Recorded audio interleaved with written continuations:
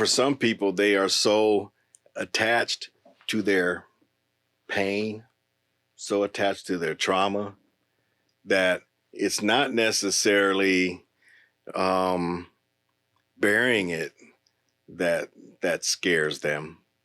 What scares them is, how do they live without it? Yeah. Right? It's like so many people find their identity in their pain.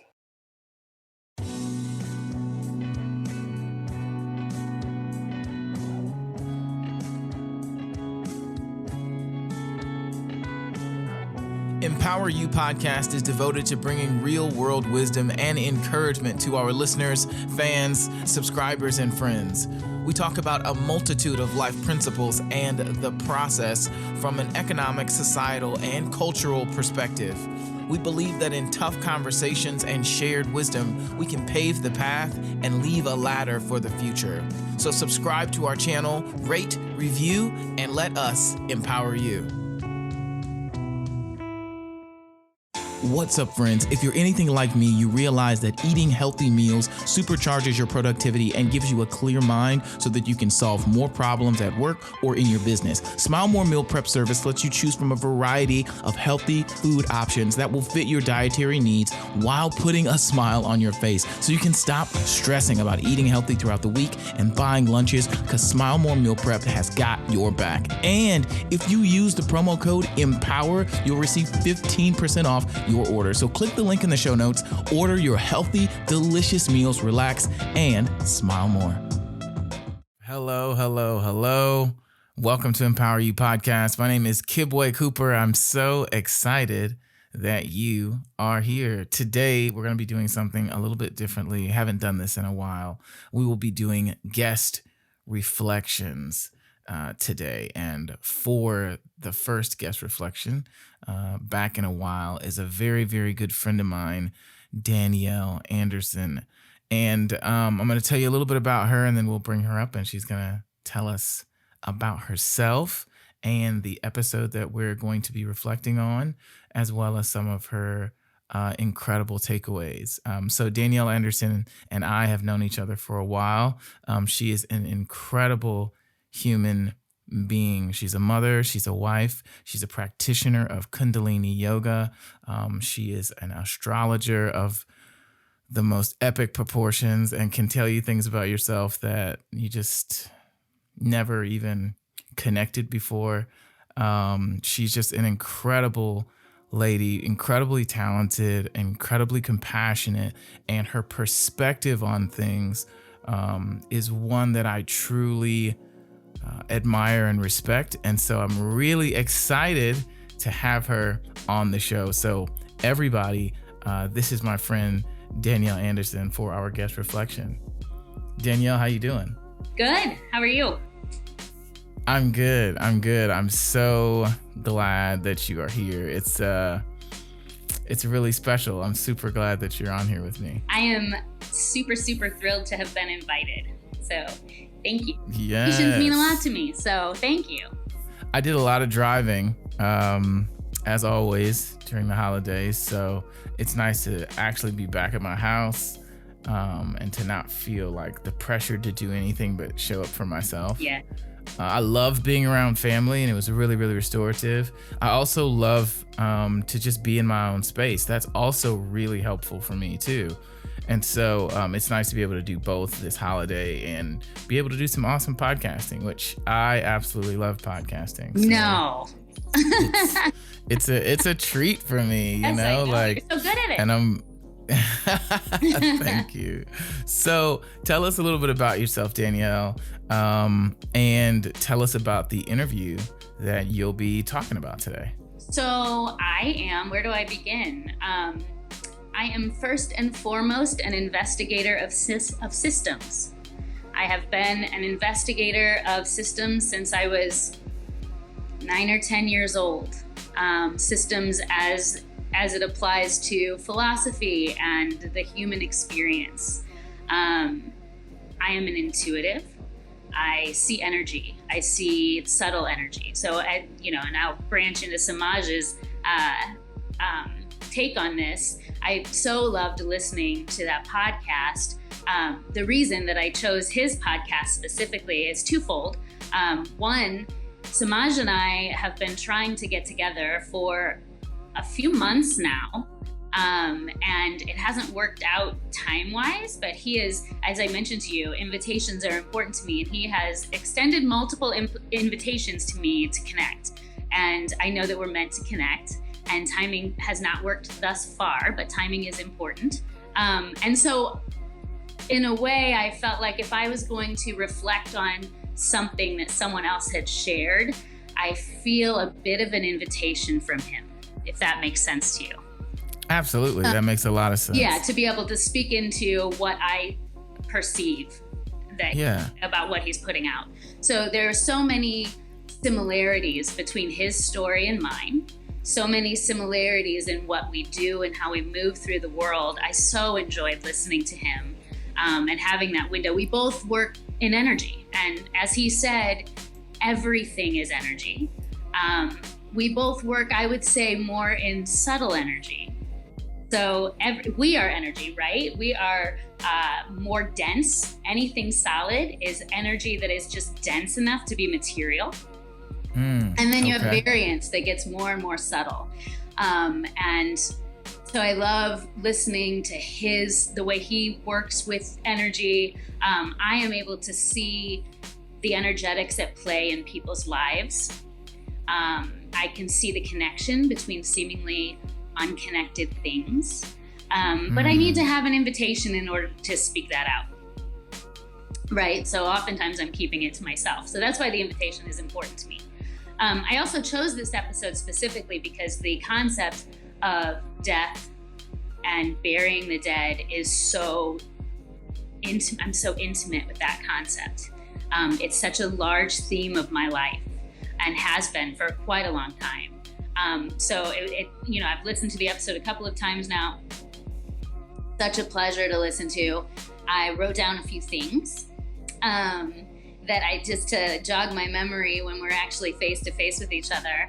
But so many different directions we can go with this. I have studied deeply and practiced deeply what we would call esoteric branches of various different spiritual traditions.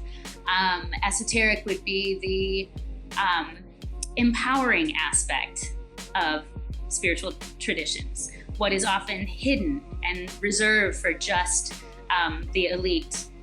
And then exoteric is what you would consider to be the religion for the masses, which is often, in its inception, designed as more of a control mechanism. So the esoteric aspect of the various different spiritual traditions is often very, very similar from one to the other.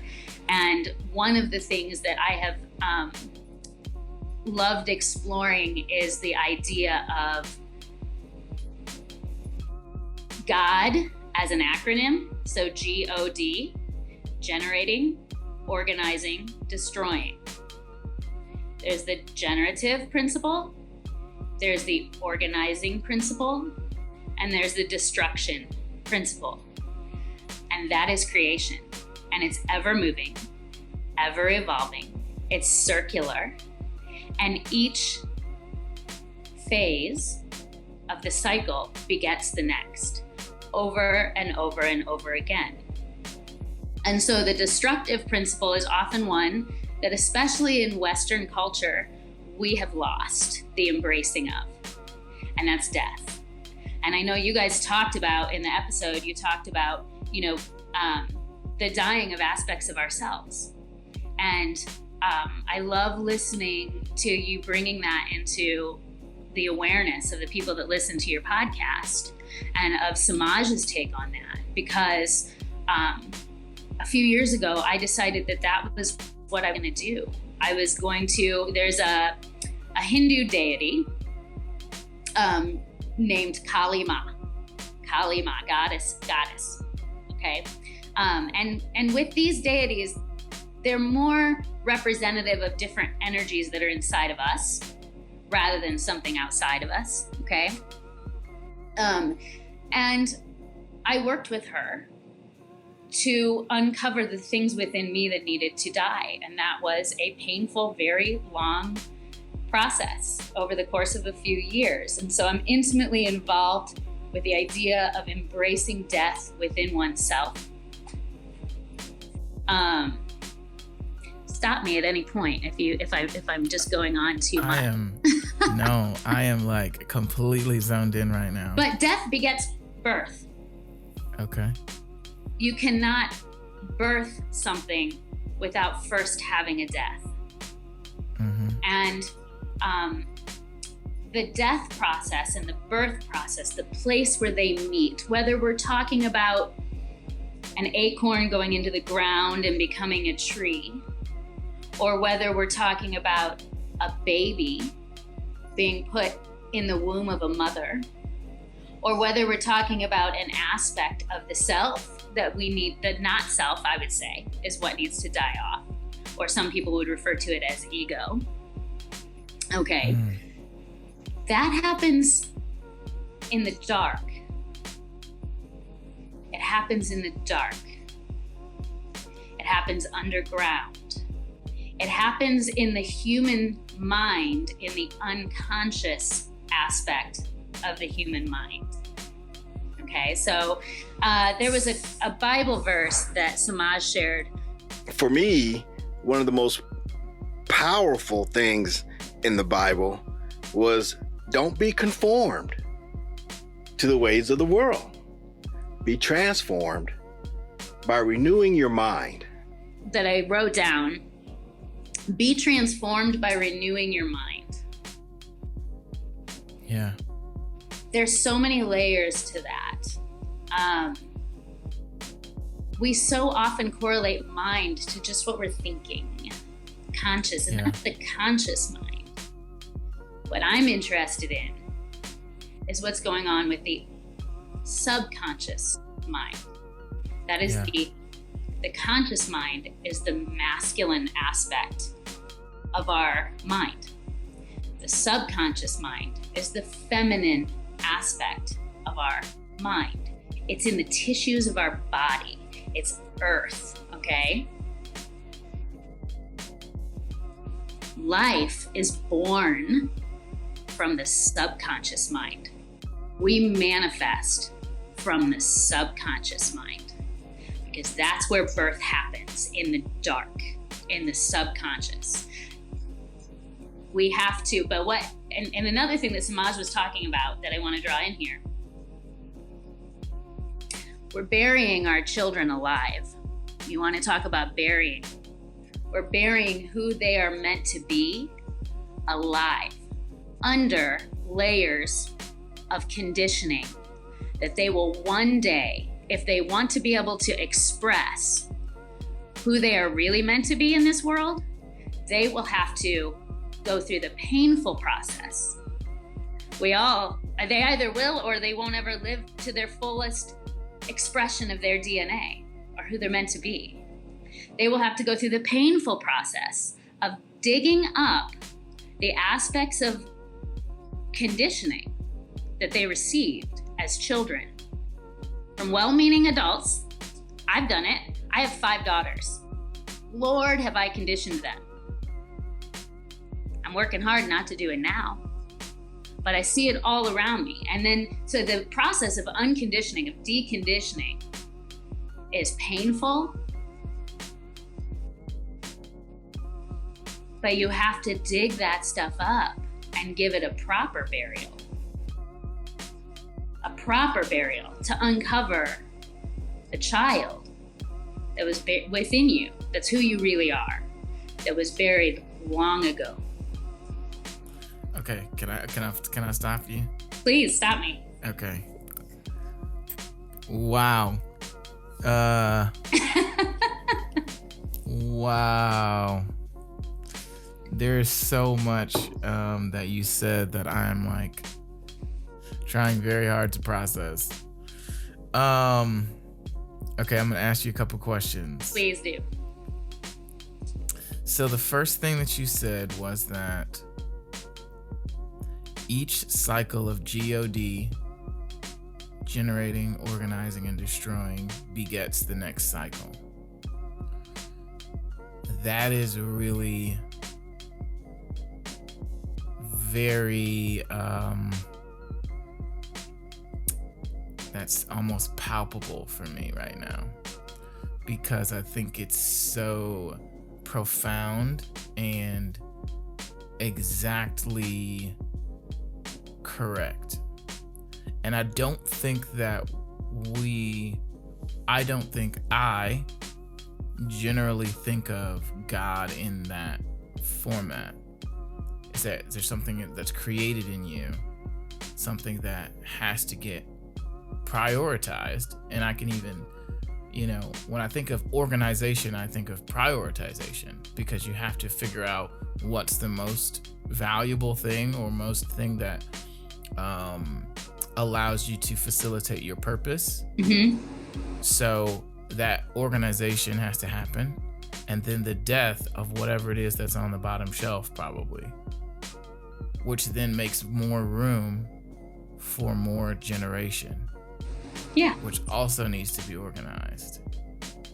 So it's just, that was a lot. And now I'm like, my wheels are turning. Another thing you said, which was, I think, really helpful for me, even when you said it, was that there are parts of the unself that have to be let go of, that have to die, that have to be buried.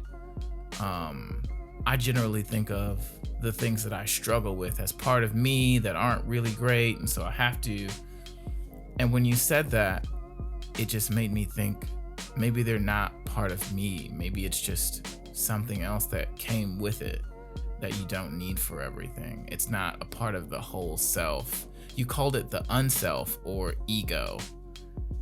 And both of those are very interesting terms to use when you're talking about something that you're trying to overcome or bury or release from your consciousness.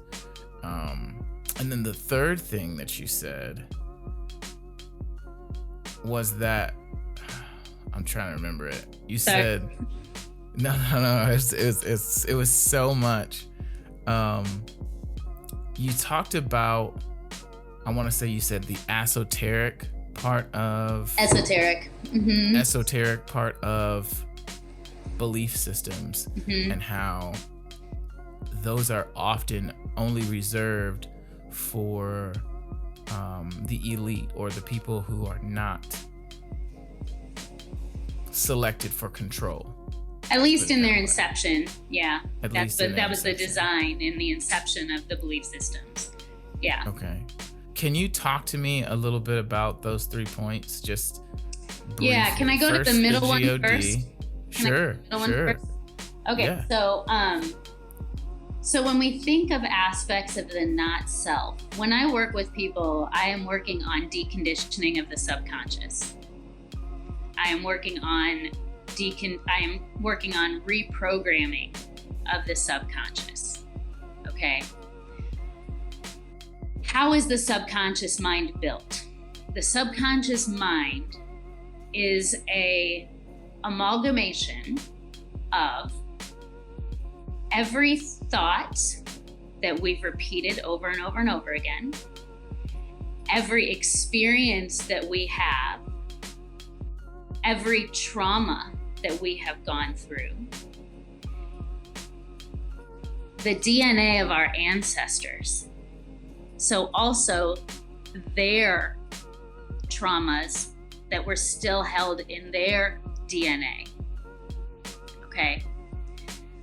And the one thing that is the most beneficial to focus on is any emotion or energy that we have resisted allowing space for.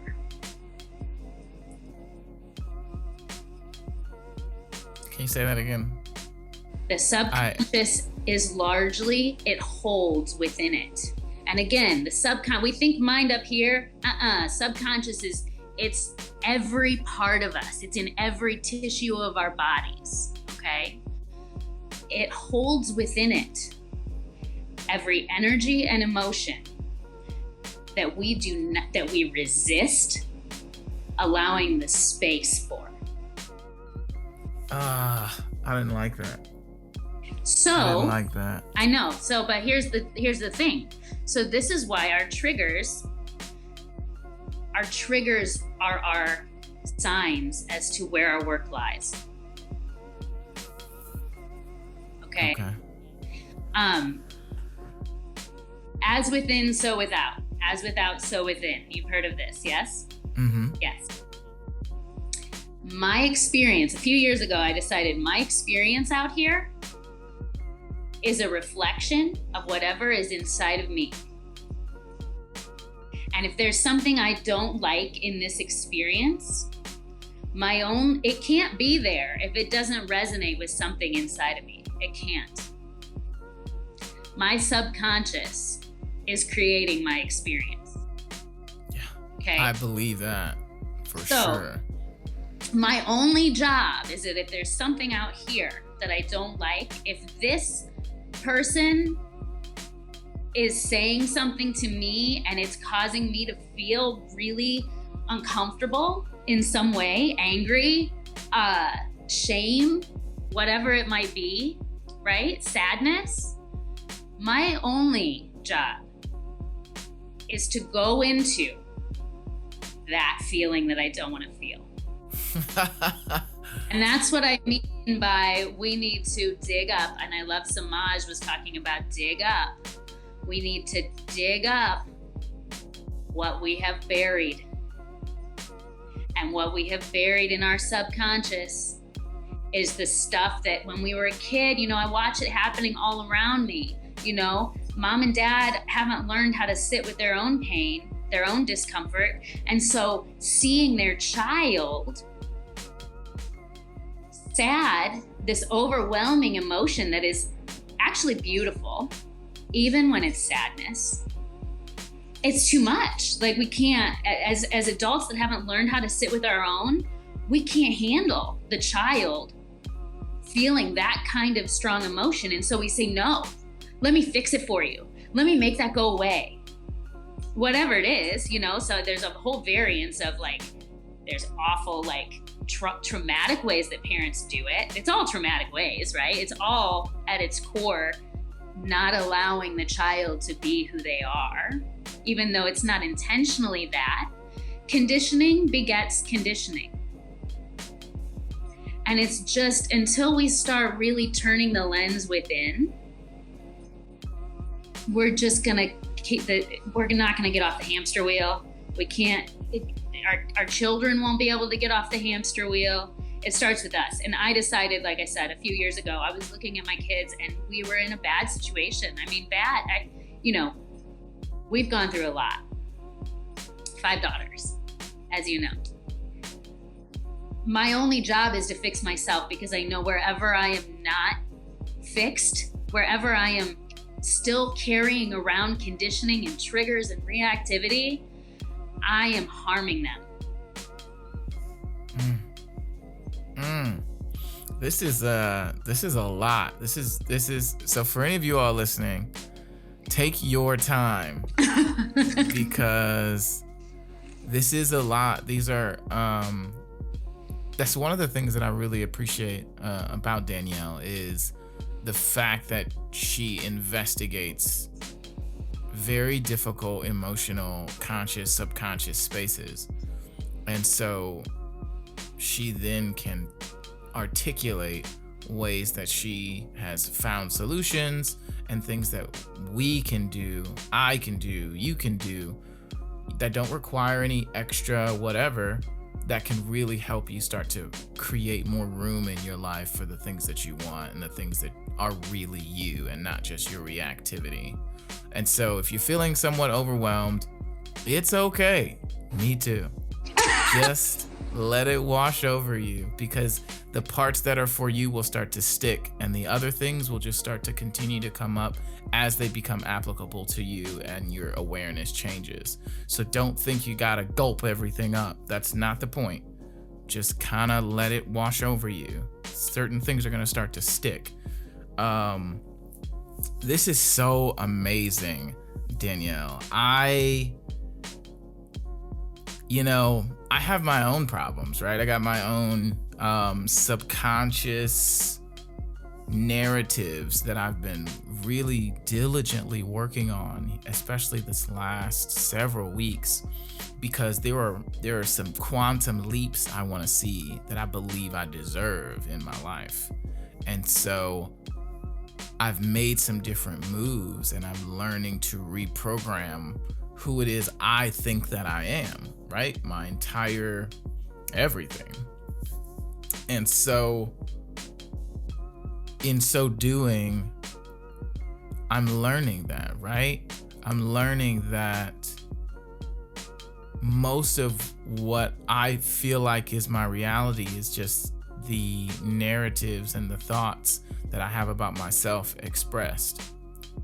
And so because I am a doer, and you know this, like I will execute, but you have to do so from a place of self-awareness, of self-knowledge, of self-love. And those are the areas that I struggle in, because I don't want to take the time to dig up everything that I don't want to see.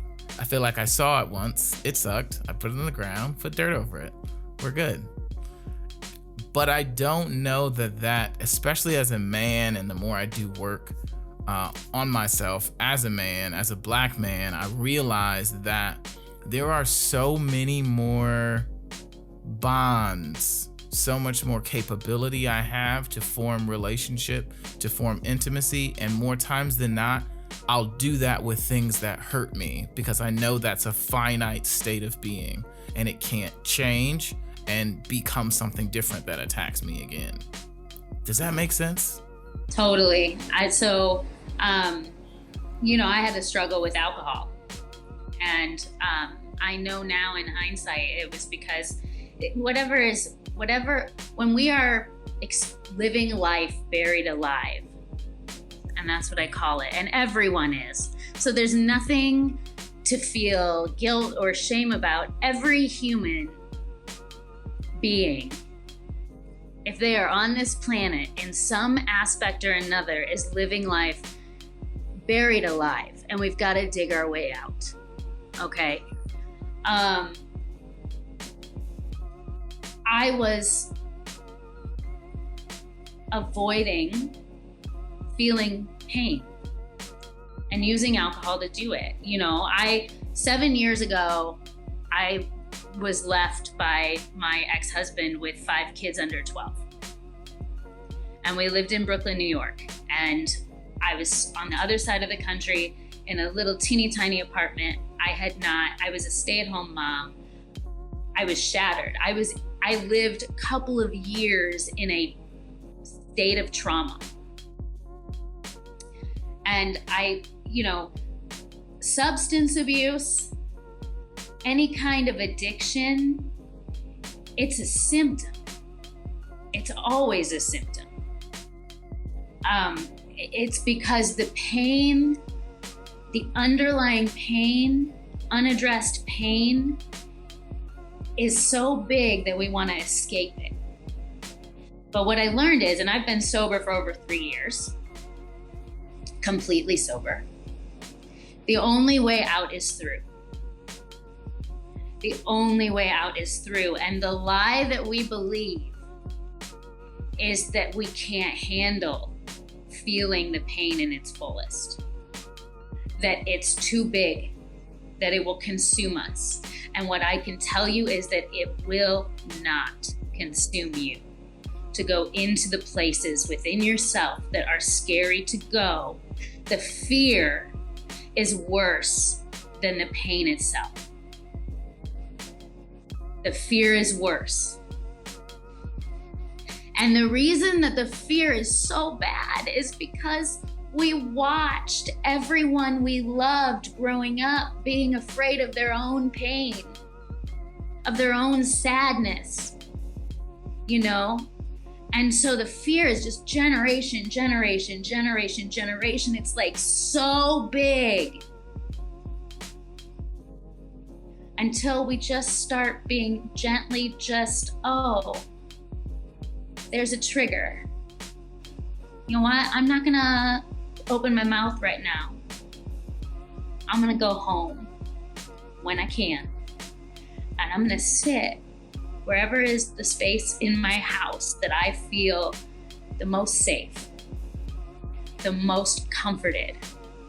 If we're lucky enough to have a space like that, because so much of humanity does not.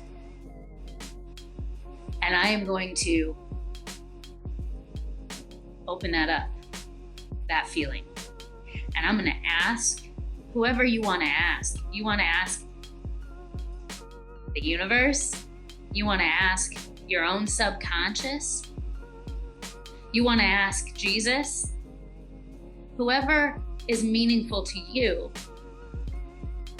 I'm gonna go home and I am gonna ask, what is under this? Why does this feel so bad? Thanks for listening to Empower You Podcast. I want to take a second and tell you about a service I've been using that has literally changed my life.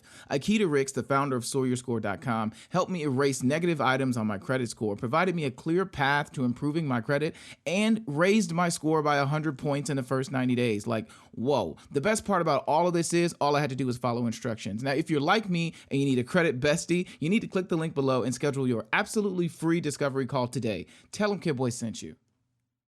Show me what this is connected to. And things will pop up.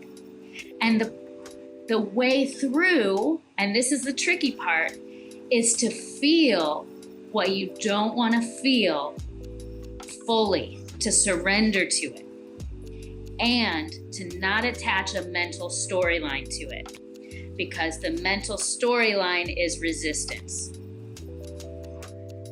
So you just surrender to the feeling, and it sucks, and you might cry, and you might, all these things. But then you know what? It lifts, and it's in increments. And you start over time being able to be in situations that used to give you anxiety, and all of a sudden they don't anymore. And it's slow, but it has to be slow, because if we did it all at once, it would overwhelm our being. Our nervous system wouldn't handle it, wouldn't be able to handle it. So you do it in increments. You do it little by little. You unbury your true self, little by little, compassionately, with empathy, and you think about the child that you were, and you think about you feel into that space, if you can. Yeah. One of the things that I'm noticing you're saying is that, we intellectualize our spirituality. We intellectualize our ability or inability to deal with complex emotions based off of the places that our physical body has been already, not based off of the capabilities of our actual being. And that, for me, being and you guys who listen to the podcast, you guys know, I'm a thinker, I'm a talker. I like to ask questions. I'm incessantly curious. And so I often try to intellectualize what my next step is. Intellectualize what I feel like my intuition is telling me. Intellectualize what I feel like my emotions are telling me or not telling me, or responding to or not responding to the way I want them to. And so I just tell myself stories in order to try to make that make sense. And what I've been working on here lately is not making it make sense, is allowing it not to make sense and doing it anyway, is allowing it to look crazy to my child self, to the self that was raised making safe decisions, because safe equaled godly, because safe equaled acceptable, because safe equaled non-threatening, because safe equaled whatever. All these stories I've been told and believed about what safety looks like. But the reality that I'm realizing is that everything is a risk. Well, and that's even safety. That's full circle to the esoteric conversation, right? So, and it's also, Kibwe, again, there's never anything in the process Shame is always a lie. Always. It's not true. Ever. Shame is always a lie. Yeah. Tell me about that a little bit more. So I want to talk about how you were saying that you always intellectualize everything. Mm-hmm. That's one of the things that I have had to dig up within myself as well. Because that was my conditioning. My conditioning was the God of the intellect, right? And what that is at its root, and in our society, it's really, really hard not to have, everybody is conditioned that way in some regard because it's a masculine-feminine imbalance. It's a masculine-feminine imbalance. Intellect is masculine. It's the air element. Intellect is the air element. The air element is masculine. Intuition is the female. It's earth, okay? And we have an imbalance in our culture. And I know that there's differences between your culture and my culture, but we both lived in the West, right? Mm-hmm. Now we find ourselves in the West trying to navigate our differences and our own inner authority. And inner authority does not come from the conscious mind. The conscious mind is a tool. Our inner authority is felt in our bodies, okay? And the thing is that our patriarchal, exoteric religions cut out the feminine aspect of divinity, of spirituality, in its very early inception. Is that intentional? Do we demonize feminine energy? So it's not and now. intuition? That's why I said now it's just a product of centuries upon centuries upon centuries of the Crusades and Constantine, and the result of the witch trials and all the things that were trying to lift up the feminine aspect of the self, of our spirit, and push them down from the patriarchy, right? Because control. But so how do we move through that ourselves? I can get lost on rabbit trails frequently, so I apologize. So for you, it's like, don't feel bad. Don't feel bad that you are always intellectualizing things. Just understand that that is a product of the collective consciousness within that you find yourself within. Because we are all individual consciousnesses that are not separate from the collective. And our collective is imbalanced in a masculine way, in an intellectual way.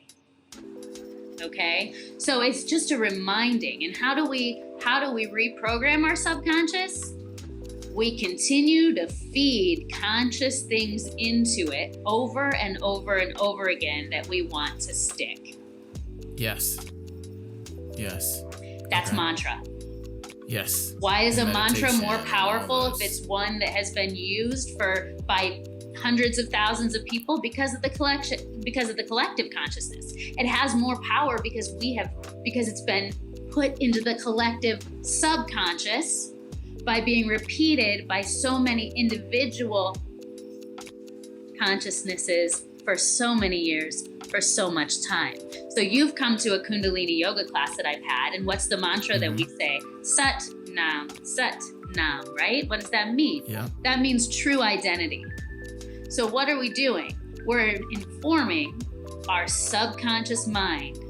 We're putting into our subconscious mind who we really are over and over again, what we are under our conditioning. Our true identity is what we are under our conditioning.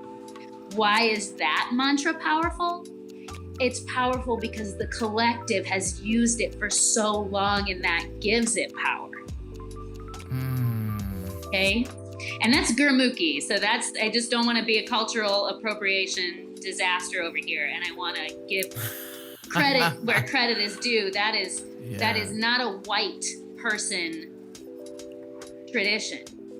Yeah. That comes to us from India. It comes to us from the East. It is a gift from different culture than what we have here. Yeah. So, all right. I have a couple questions because I think I want to talk about mantra.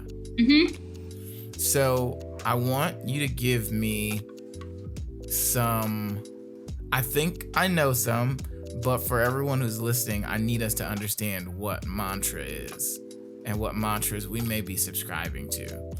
So can I throw out a couple and you tell me if maybe those are right or not? Yeah, do it. Okay. So so a mantra that I believe I grew up subscribing to is if you don't work, you don't eat. I can feel the pain in my body when you say it. That's the subtle energy. I feel those things. I feel them in a way that makes me immediately tear up for the child that was you. Another one I think about is what's another one? What is it? I'm like getting cloudy now. There's so many like work hard, play hard, or I'll sleep when I'm dead, or just there's a lot of, I'm thinking from an entrepreneur standpoint, there's so many hustle mantras that we subscribe to, and we say them in our family all the time, and I invite anybody who's listening to start thinking of stuff your uncle or your grandma or your parents used to say and that you all used to say around the house all the time, or because I think these are mantras, right, that are practiced by the collective, which make them super powerful. So then when we speak them over ourselves, they take so much more faster effect in the way that we view ourselves and our journey and our process, which we then live our lives based off of. That's not necessarily true identity, right? That's just a intellectualized approach to a thought. Does that make sense? Yes. Is that right? Yeah, that is absolutely right. So that is the product of living in a capitalist society. So it's an imbalance, again, in the masculine. The masculine is action. It is doing. It is effort. It is right. And the feminine is the yin. It's the integration.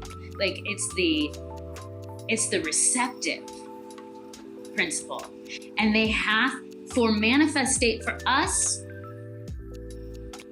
to manifest anything intentionally, it has to be a balance between the yin and the yang. That's what yoga is. Yoga means union. It means a uniting of the masculine and the feminine. So all of the work, the equating of worth to output only is you've got this, I don't know if you can see my scales back there, but you've got these scales and they're like this. And you know what? Your body knows that is unhealthy. Everyone's body knows. Now, different people have different thresholds, right? Right. Before which they will break in some way. But it's not giving respect and proper regard for the feminine principle of creation, which is receptive, which is yin, which is integration, right? So if we can't integrate, we cannot properly integrate any of our experiences if we are constantly efforting, constantly masculine, constantly Mars, no Venus. And I'm not talking about men and women. I'm talking about masculine and feminine, which we all have within us, whether we are men or women or non-binary. And I really do believe that the future is non-binary. We're moving. And why? Because that's balance, baby, right? Masculine, feminine, balance. And I don't mean that like no one is ever gonna be identified as male or female. But just concept, right? Right. The people understand themselves on a greater level, that they're not so quick to put themselves in a box, but rather to understand that they specifically, their true identity is a certain thing, or that they care or like or prefer or whatever a certain thing outside of whatever constructs that we have, whatever mantras about our identities that we've collected. Is that what you're saying? Yes. And so the mantra, and that's the thing, is that our tissues, so, our cells are constantly dying and being rebirthed. They say a human being in 7 years is a completely new physical being every 7-year cycle. The old cells die, the new cells are birthed, and they are birthed out of what? Whatever's in our subconscious. What's in our subconscious? Those mantras. Wow. Oh, this is a lot. But it's not overwhelming. That's the thing. So the yin is, it's okay. We're exactly where we're meant to be.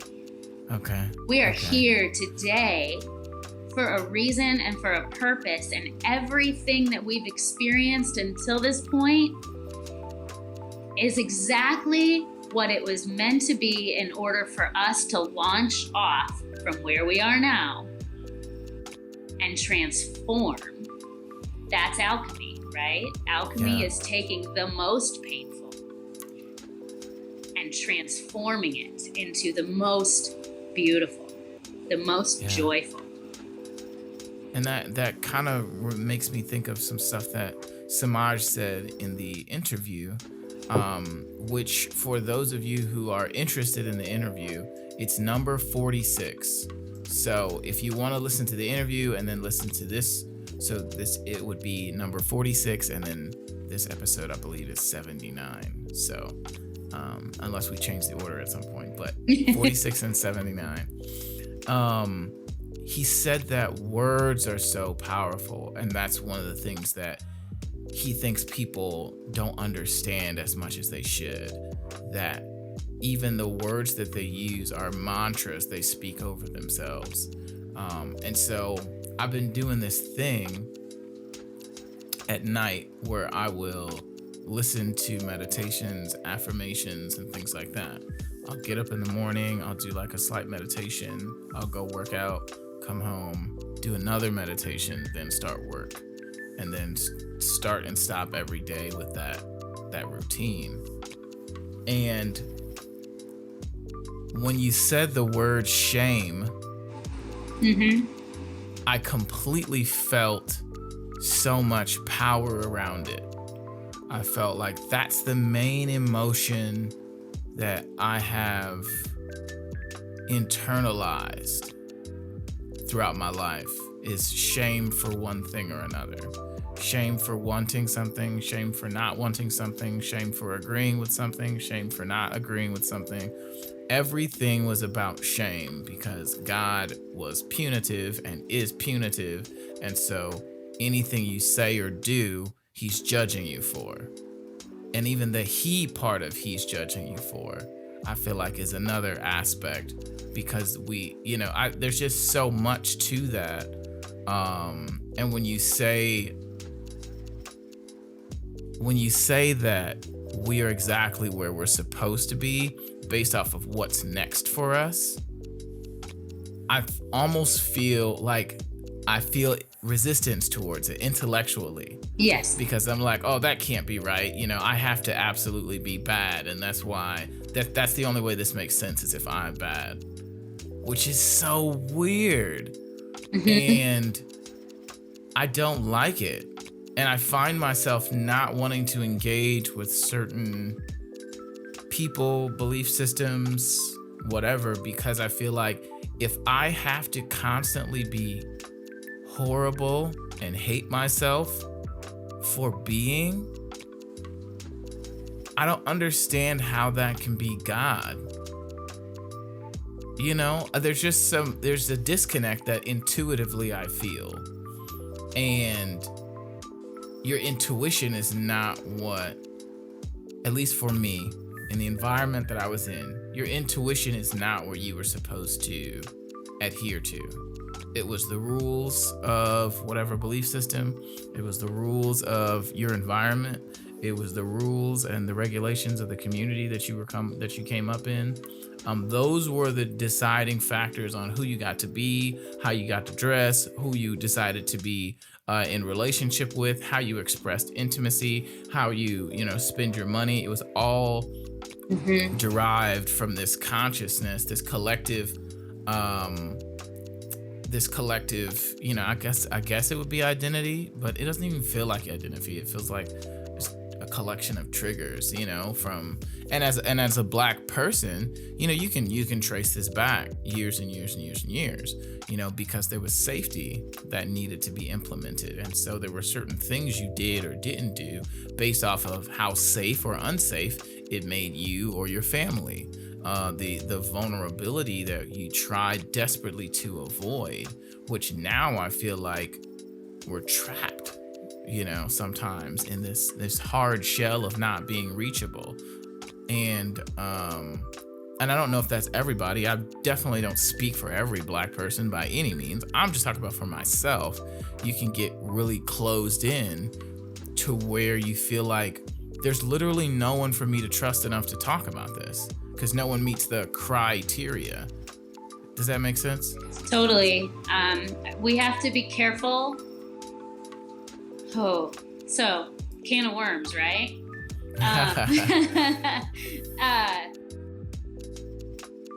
We have to be careful when we trade our power for comfort,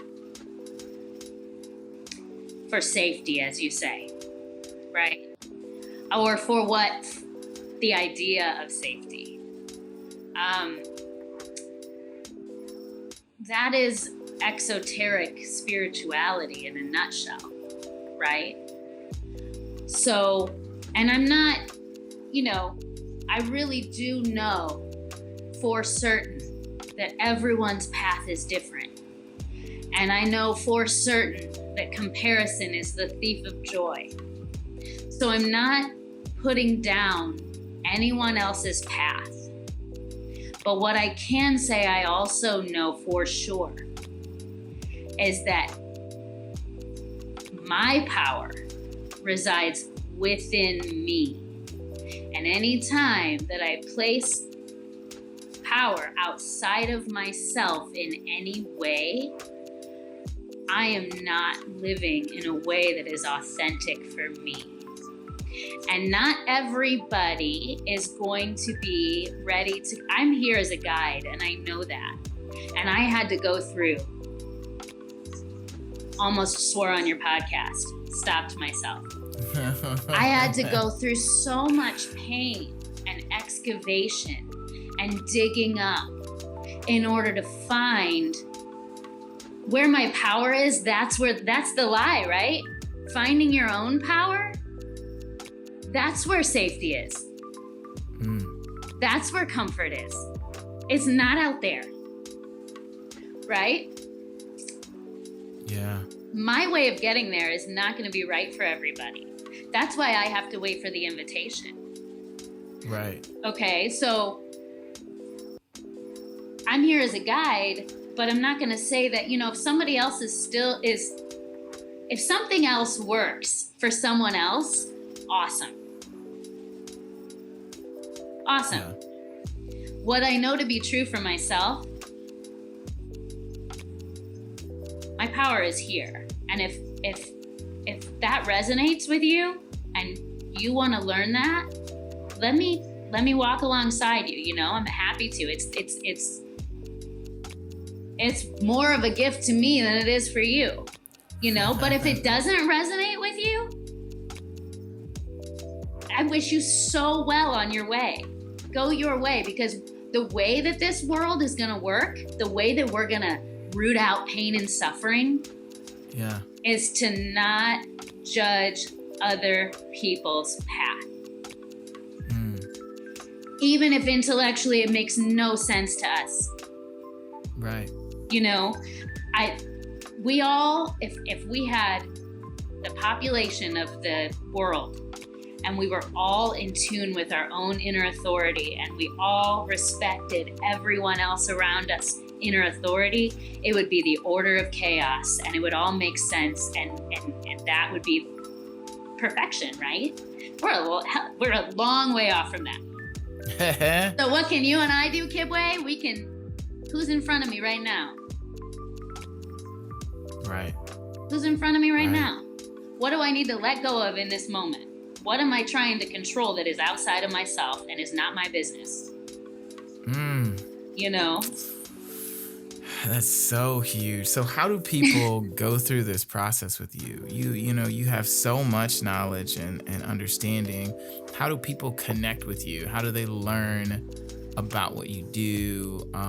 Because for some folks who are listening to this or watching this, they may be very, very intrigued. And if they're anything like me, they will feel a strong pull to know more about what you're speaking about.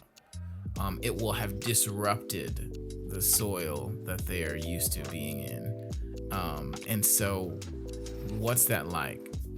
So I'm working on putting structure to that right now. Okay. What that looks like is inviting me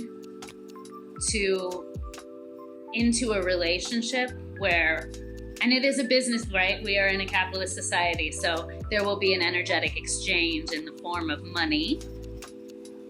Absolutely. For various different reasons, lots of different reasons for that. But I will sit with you. Invite me into your experience. And we will talk, like Samaj said. It starts with a conversation. Yeah. And then your invitation opens up my ability to read the subtle energy of your being and to read the subtle energy of your blocks and to see what maybe you're unable to see and to guide you through those blocks verbally in conversation, energetically. I use energetic practices with people, and it depends on the person. What I do with different people is different depending on who is sitting in front of me, because there's so many variables. And because of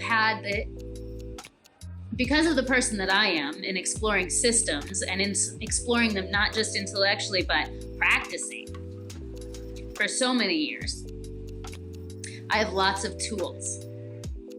Some of them are some of it's mantra, some of it is kriyas, but a lot of tools that come from the Hermetic tradition, from the Kabbalistic tradition, some of it just, New Agey stuff, and because really at its core, when you study all these traditions, they're all different ways to do the same thing. The words may be different, but they're different ways to do the same thing. So what we do is we figure out what is the thing that is ready to be released. What is the thing? And we start to work through the things that are ready to be released in different ways. And then we do energetic practices that are subconscious detox. And that are subconscious detox and then subconscious reprogramming. So when I work with people, it's extremely individual, and it's whatever they're comfortable with, the traditions that they're most comfortable with, I can find a way for them to work with that. Yeah. Wow. That's amazing. Oh my goodness, Danielle. You are heavy. I am too heavy for a lot of people, and I have learned that in my life. It is so great though. It's so great. I absolutely love it. So I have two more things, and then I'm gonna let you go. Okay. One, we really do have to do a thought exercise. Oh, okay. And so our thought exercises are a small routine mantra, perhaps something that you like to read or recite to yourself, that helps you get through difficult times or challenging moments. And so that's our thought exercise.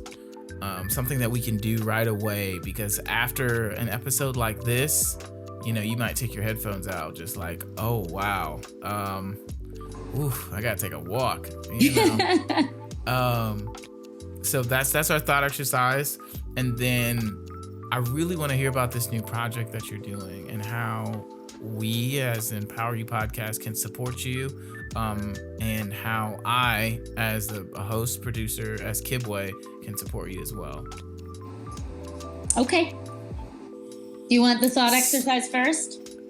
Let's do the thought exercise last. Okay. And so the new project then is really what I just described.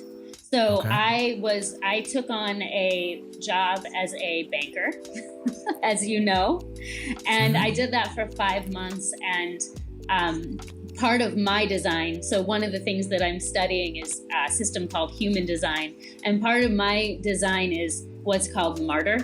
And martyr is just a trial and error. So I have to try things, and before I realize, oh yeah, that's really was not the right thing. And so I left that job, not because it was bad. I was actually good at it, and I enjoyed my coworkers. However, it made me unable to show up for the things that are really important in my life in the way that I am meant to show up.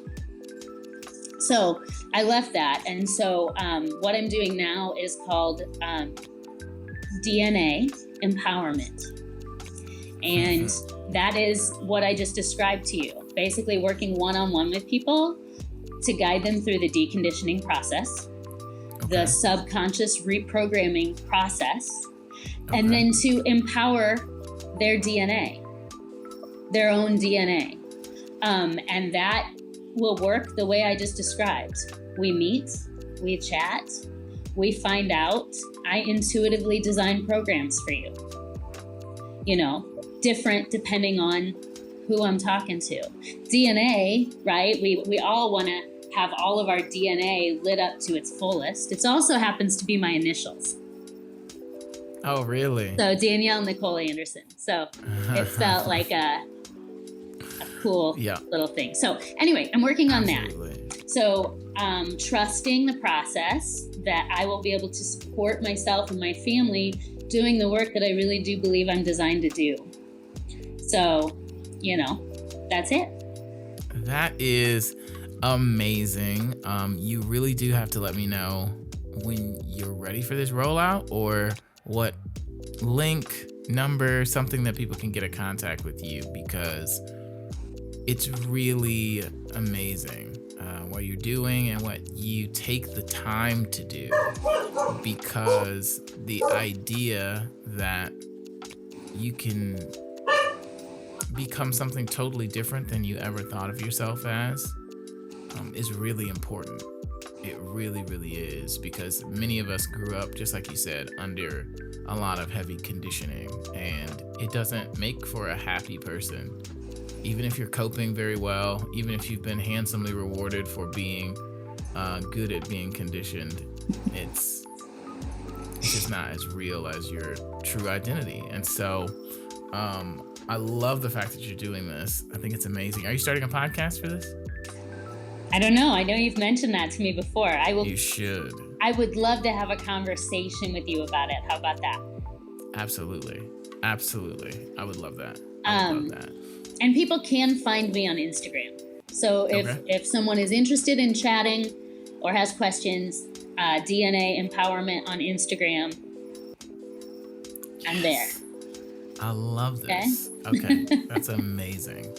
All right, you guys, make sure you go follow Danielle on DNA Empowerment, okay? and tell her hello, tell her thank you. And so for our thought exercise, Yes. what you got for us? I actually have a poem.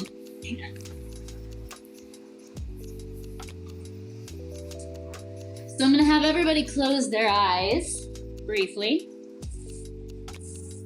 Go within. I'm going to lead through a little bit of breath work, and then I'm going to read a poem that my friend Courtney of the Poem Market wrote for me years ago when I began the process of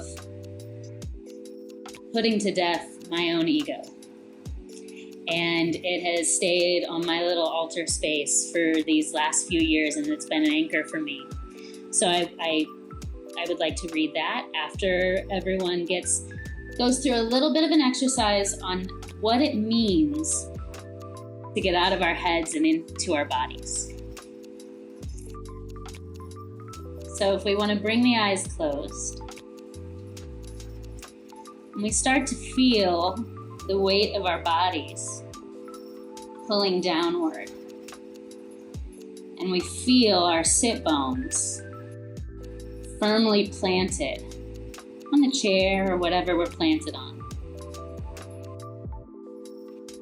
And we lift our chest and we pull our shoulder blades back, and we become aware of the breath as it flows naturally in and out of the nose. Just noticing it, not changing it.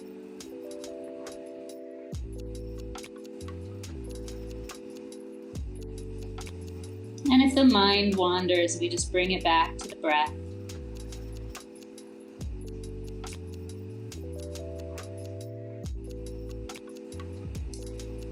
And then we bring our awareness with our eyes closed to the inside of the right pointer finger. And we feel the right pointer finger from the inside, noticing how it feels from the inside. It might be tingly, and it might be a bit of a challenge to even do this, and if it is, that's okay. And then we're going to shift, and we're going to feel our left pointer finger from the inside.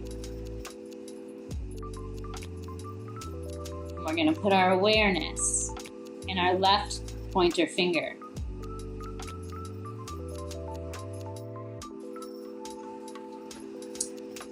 Now, we're going to put our awareness in our bellies. And we feel what our bellies feel like from the inside.